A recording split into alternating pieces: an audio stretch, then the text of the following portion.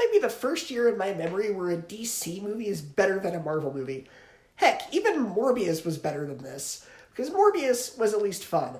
I didn't have fun with this movie. It was way too dark and violent for my taste. Go figure that The Batman, where the villain is a serial killer, did the violence in a more tasteful way than this film. This film is graphic. There's blood galore, dismemberments, impalements, and it all feels very out of place for the MCU. MCU movies should be fun, and this wasn't fun.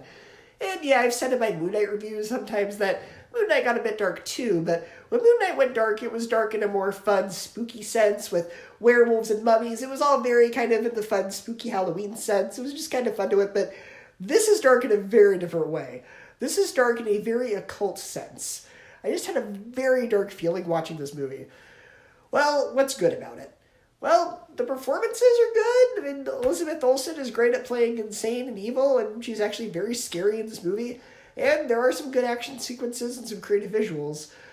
But plot-wise, it makes you realize the MCU has essentially become a Jenga tower at this point that will inevitably collapse. The film moves way too fast to keep up with, and doesn't let the audience breathe or process what they just saw before moving on to the next thing. All because we have to set up the next 10 years worth of movies. The film doesn't stand alone on its own at all. And like I said, the violence in the film doesn't feel natural. It feels very gratuitous and pointless and nothing more than shock value. And honestly, in my opinion, had this movie been made 20 or 30 years ago, it would have been rated R. And I think the only reason this movie wasn't rated R is because of technicalities. Yeah, it's overly graphic in terms of violence. Yeah, it's occultistically dark and will traumatize your kids. But hey, at least there's no full frontal nudity or F-words, so we're going to give you a pass and technically rate it PG-13. No, it's R. It's very, very rated R. And on top of that, there are cameos that are great for fan service, but then the rug is immediately pulled out from underneath you with what happens to these characters, rendering them essentially pointless.